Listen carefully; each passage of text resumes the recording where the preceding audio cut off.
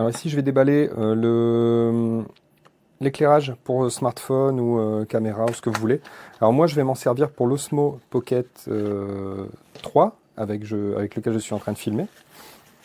Ça va me permettre justement de faire des vlogs en ayant une luminosité plus intéressante au niveau du portrait par exemple. Alors déjà, j'aime beaucoup, c'est la pince ici qui permet, donc voilà, je la tiens comme ça, voilà, cette pince qui permet également de s'en servir comme support. Voilà, donc je peux très bien poser l'éclairage comme ceci et me servir de la pince comme support. Voilà, comme ceci plutôt. Voilà.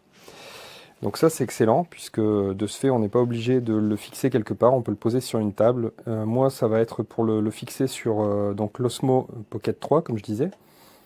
Et on va tester la luminosité tout de suite. Donc là il est allumé. On a les boutons plus ici pour augmenter la luminosité. Ça éclaire fort, hein. Là on ne le voit pas parce que j'ai un éclairage et que l'appareil photo fait le point, mais ça éclaire très fort. Ici on peut régler les intensités, voilà. Alors ce que je vais faire, c'est que je vais éteindre l'éclairage que j'ai ici pour faire la vidéo. Et comme on peut le voir, voilà, ça éclaire bien, hein.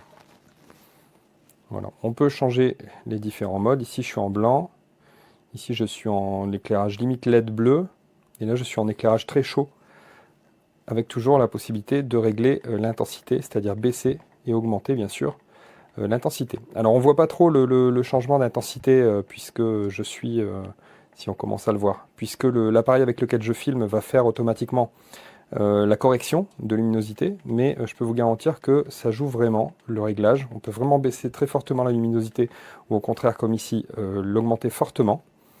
Et puis ce réglage de teinte est très intéressant également. Voilà. Donc j'aime bien cet éclairage, voilà, j'aime beaucoup. C'est un éclairage qui est petit, léger. Au niveau de la charge, je vais le tester en charge, je mettrai mon avis, car justement j'ai une vidéo d'1 heure à faire et ça permettra de voir justement si l'appareil tient la charge. On voit qu'à l'arrière ici, j'ai un indicateur de charge, donc là il est chargé à 75%.